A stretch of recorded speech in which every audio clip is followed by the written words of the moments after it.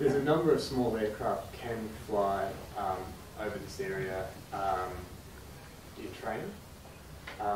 Where they're restricted from flying over this area is in their regular operations. So the main jet aircraft that fly over Hackett are the RAF fleet, and they're the Prime Minister's fleet, and they do some regular training through here, so you will hear that sort of aircraft. The other, of course, the main aircraft that you do here in terms of overflight, the general aviation aircraft, they're the ones that fly over the majority of the time. So the next gentleman on the couch. Yeah, look, I'm very new to the area. I moved here just before Christmas. I moved here from Perth, and I bought in Perth in 1972 with no problem. I bought in a suburb called Beckenham.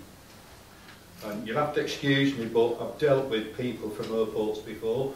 The southern suburbs of Perth are now a nightmare. You cannot sleep between midnight and 3 AM. When I was working nights, you could not sleep between 6 and 11. And then there was still the other flights. Usually dealing with people who represent the airports, they don't tell the truth. You mentioned these small flights. I've noticed them, and the reason is when you see the small flights, not long after, they kind of breaking you into the bigger ones. Believe me, if you put your bodies on the line for this, because if it gets as bad as what Perth is, 6 months before I left, I moved 22 kilometres away, and it was still bad, south. And what they do is they say, oh look, we've got to show the noise.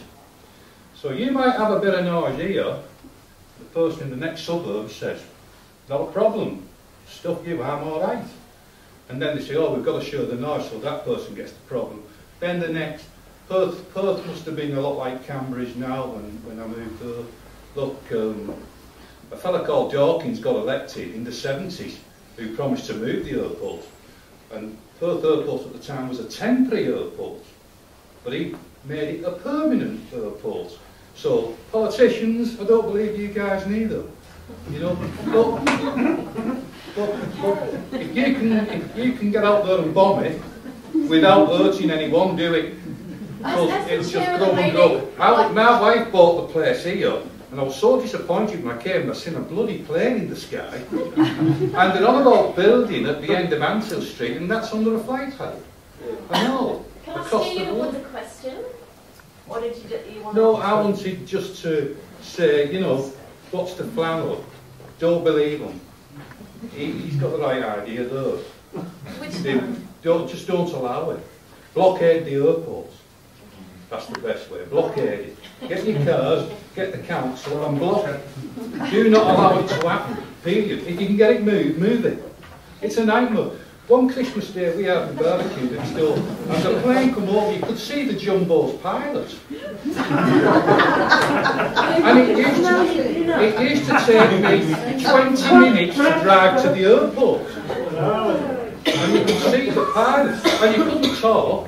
The TV had got off the screen, and you just sit there and wait for the noise to go and the TV to come back on. It's a nightmare.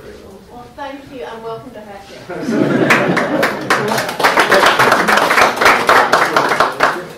Murray.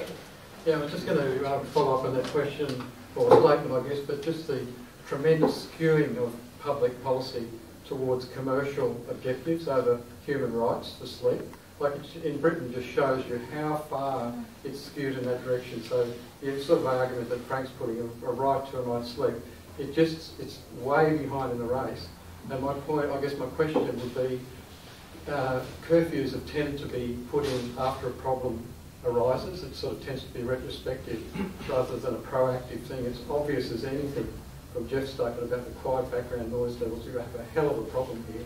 I'm just wondering how public policy can be changed to make it more a proactive thing, a preventive thing, because it's just a stupid thing to have a freight hub come in and then say everybody jumps up and down. A lot of people don't think preventively, so I see that as a real problem, that given a lot of people don't have a preventive mindset, how are we going to get around that to make it preventive rather than retrospective, a retrospective curfew? I think the Adelaide one was an MP had to put it through, blah, blah, blah, so how can it be made proactive? that's a question? Well, yeah, I'm putting that to Frank and Jeff, like whatever their views on how can the curfew be introduced? Well, the curfew can't happen unless the federal authorities were to agree to it. It's outside the jurisdiction of the ACT government. But I've got to say that the ACT government have been quite unsupportive of any curfew. Their policy, as far as I know, is that they don't support a curfew for the airport. So that wouldn't encourage their federal colleagues to take up the challenge, I would have thought. But unless the federal government was to support, you know, a curfew being imposed, then nothing's ever going to happen. That's the reality of it. I mean, I take your point that we're only reacting to something that's occurring now. And I mean, one of the very early suggestions we made in relation to the Canberra airport was that in the long term they ought to be looking for another site for it, rather than spending, you know, hundreds of millions of dollars out there to develop something which is probably no more than 3 or 4 kilometres from the heart of the city. Did you want to add to that, Jeff? Yeah, sure. Thanks, Jenny. I think one of the problems with the current policy in responding to the Australian government's invitation to comment, I think one of the problems is that there is no maximum allowable noise dose. Now, whatever that is in number of noise events, loudness of noise, time of day, they're all factors that irritate people about aircraft noise. Now, equally, background noise or relative background noise is again a factor as well. I guess a fifth factor as well in that is the city or the residential areas surrounding the airport that are exposed to noise. What's their dependence on tourism? Now, if you're at Cairns, where you rely upon largely Japanese tourism, that is a strong economic factor for the city, then I guess you should be more tolerant, perhaps to a degree, of aircraft noise. But here in Canberra, tourism is not the main driver of the airport or of the economy, so I believe you can be less tolerant of aircraft noise. Now, I would equally point out, aircraft noise is just another form of industrial noise. Would we tolerate here in Hackett a factory down there on the Hackett Oval that gave us exactly the same noise outcome at every house in Hackett as you get from aircraft? Would you put up with it? Okay. So we've got Tom wants to ask a question, is that right? No. Okay. After that it was Brian. Did you? I've got a question for Frank. You've outlined the policy of Queanbeyan City Council in regards to the curfew. Will you be carrying that through in, when you're candidate for Malonglo? Yes, I see no reason to change it. I mean, I've been very consistent on calling for curfews for a very long time. Val had a question, and then Deb, and then Barry. Okay. I mean, I wouldn't mind whether there was tourism or not. I think there is a right to sleep, and I think that is, I mean, if that is affected and people can't sleep, that affects the health and the well-being of a lot of residents. I have a question to you, Jeff. Can you tell me, you told about 4 curfews introduced in Australia, and I was really surprised to hear that in Sydney there was a curfew introduced quite early.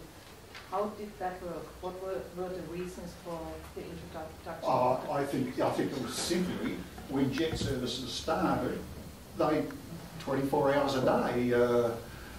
I might add, in the 2 frontier cities of Darwin and Perth, the basis, because of the short range of the initial 787s, to fly to Africa, you had to land at Perth from Sydney and refuel, and even then the leg from Perth to Johannesburg was marginal into wind.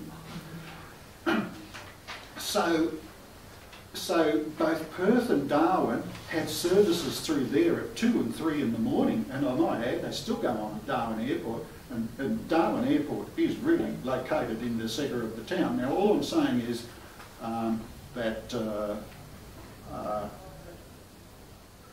I've lost track now.